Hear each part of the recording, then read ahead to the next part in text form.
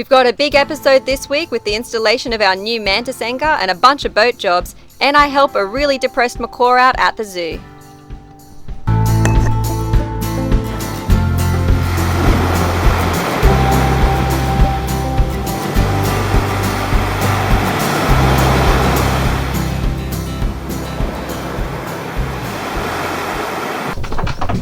Good morning everybody, it's like 6:30 on a Saturday and we are wiring some new batteries. Ever since our solar installation, one of the batteries has not been so good, and overnight it's equalizing with our good battery, and in the morning we only have like 10 or 11 volts, and then our solar power can't do its job properly because the batteries are kind of lying to it and saying they're fully charged because of the bad battery.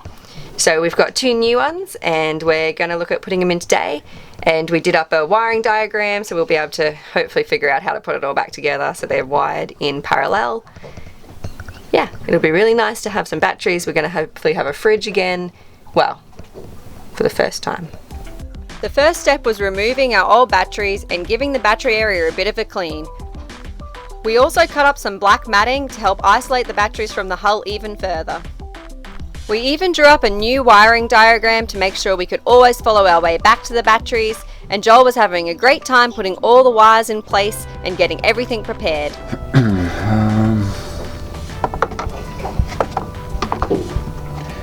Let me make up another one of these guys.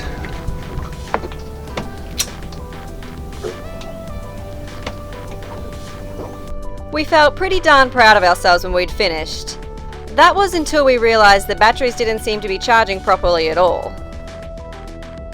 So we just finished rewiring our batteries. So before we had the batteries connected in parallel, but the wires running from the solar controller into the house were kind of connected higgledy-piggledy over all the batteries. And as it turns out, because of things like voltage drop and resistance, that's actually not so good for the batteries, and we were getting different voltage readings on each battery. So now we have it so that all of the input and all of the output is at opposite ends of our three batteries, and then they're all connected to each other. So it's operating as one big battery now, and we're getting the same voltage reading across all the batteries. So hopefully our solar controllers and the solar panels and the batteries are all working as one giant unit of charging power in a much better way. As Joel said though, it doesn't look quite so pretty, and he had it connected the way he wanted, but physics said no. But now physics says yes, and it looks a little bit messy, but things are charging well. After our battery fiasco, I headed back out to the Summit Zoo to help them with a poor little birdie called Rio, who had recently arrived after not receiving very much attention at his old home. This caused him to pluck out all of his feathers. My goal was not only to train Rio, but also to do training with the staff. We collected a bunch of natural objects and used things you could commonly find around the house to make a bunch of toys for the macaws of the zoo, in the hopes that this will help reduce their boredom and help reduce problem behaviours like feather picking. We chopped up some fruit and vegetables, and I then demonstrated to the staff how to make some cool toys like hanging baskets and cardboard box treats. It was then up to them to demonstrate their creative side.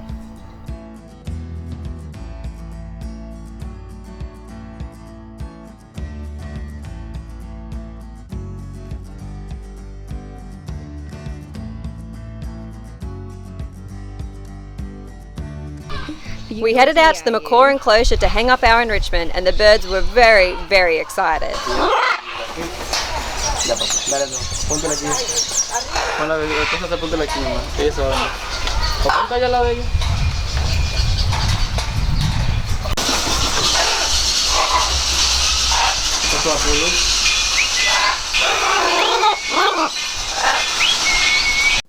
Rio's previous owner stopped giving him as much attention, which drove him so crazy he pulled his own feathers out.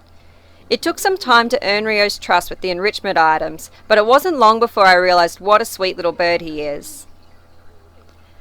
I then did training with both the staff and Rio. Teaching Rio some new tricks not only ensures he's getting one-on-one attention every day, but also helps challenge his very intelligent mind. Wait, good boy.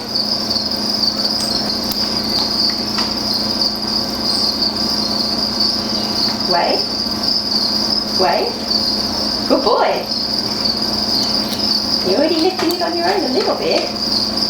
It wasn't long before both the staff and Rio were doing a really great job. Good boy.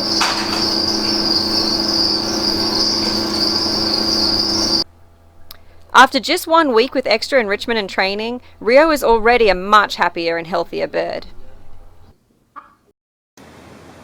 Well, we have a little visitor.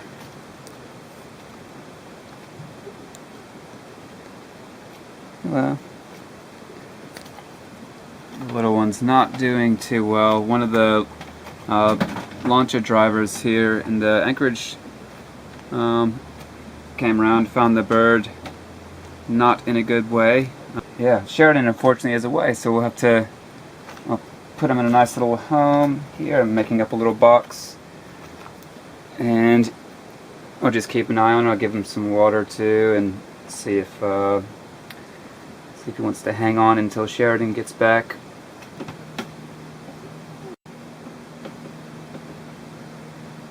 He has been moving around just a little bit. He's still pooping, which is good. He has got a bit of fluid coming out of his nose, and he's just really, really weak. So I did manage to get a little bit of an anti-inflammatory for him, and he also has a lot of mites. So I'm also going to, I've mixed a tiny bit of wormer with it because we had to use a really, really low dose since it's dog equipment. So we'll just give him a little dose of this. It's okay, baby.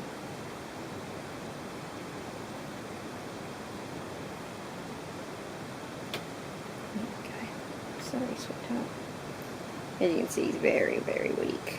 And we don't want to stress him out too much, so we'll keep everything pretty quick and easy if we can. So I'm just going to see if I can give him a few little fluids under the skin, because if we can hydrate him, it's going to make him get a lot better a lot more quickly. Let's see.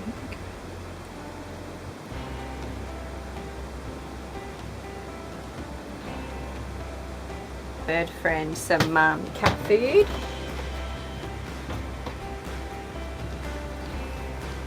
It's obviously not the ideal diet for a water bird, but it'll hopefully get him through the night. He seems a little stronger just this recent feeding, but he's still really weak and showing some kind of neurological type signs, so we'll check him again in the morning and hopefully he makes it through the night.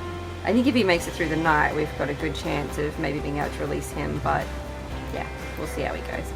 Hopefully everything goes well. Unfortunately, our little friend didn't make it.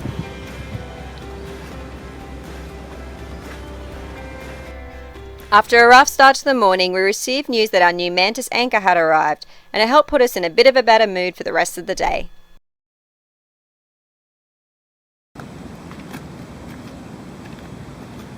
We fit a lot better if I sit on the anchor. Sorry, Mantus. Oh man, she's struggling. Struggling, baby, come on.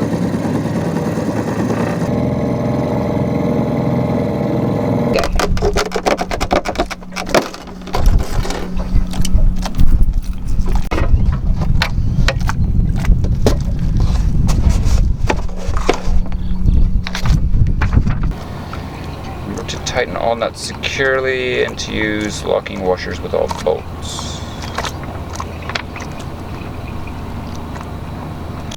Joel's never been great with instructions. Luckily, Mantus keeps it short and we began the assembly process. First, we just got all the parts out and laid them out ready to be put in place. The first step is simply placing the bolts in the main part of the anchor. I got the really fun job of greasing all the bolts up.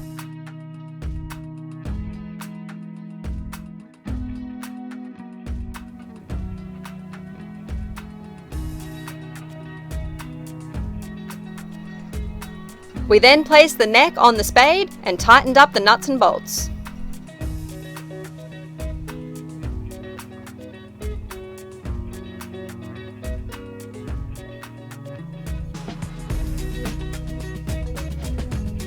The final step was a bit more greasing of the roll bar and placing it on top of the spade and doing up the bolts once again. The anchor assembly is so simple, even we didn't mess it up.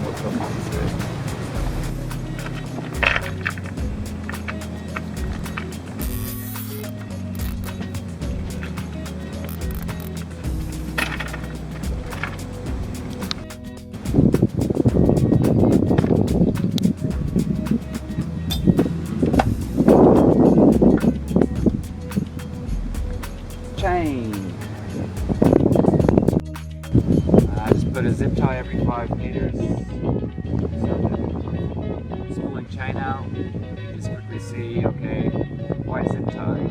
5 meters, why is it tied? 5 meters, that would keep track of how much chain is actually. Oh, that's good.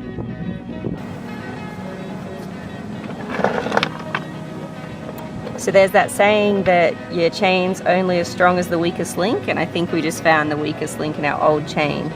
It's looking like it wants to snap in half. So we are very, very grateful for our new chain and anchor, because that would have landed us in some serious trouble one day soon. I mean, look at that. That should be sitting on the hole there. It's galvanic corrosion.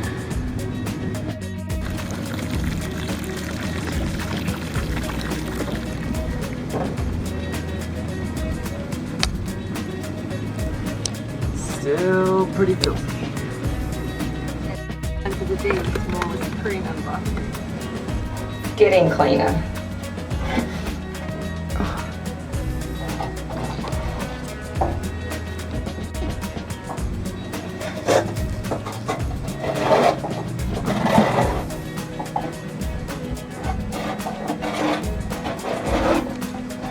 Yeah, for once it's not me in the tight spot.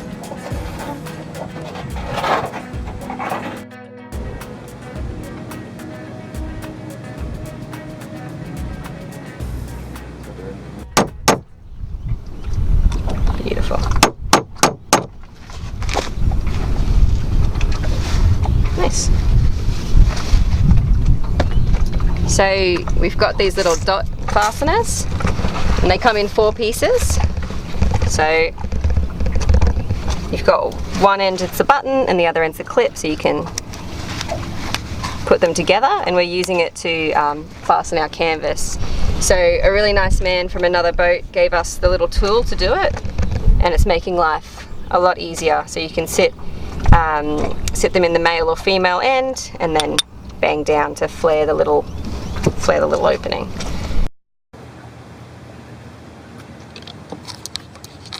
Another project finished, to have some canvas up for shade.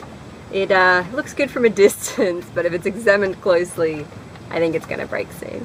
But it will get us through for a couple months hopefully, and then we can get some new stuff eventually. Yeah, it's not too bad though. Good view too. On the next episode, we fail at splicing and learn a much easier way to do it. And I also help spay almost 500 dogs and cats. We'll also be setting sail to Las Perlas Islands later this week, but we hope we can still bring you a new video from the islands. If you want to start feeling chuffed, check out the links in our description to our social media pages and Patreon page. And remember, stay chuffed everybody!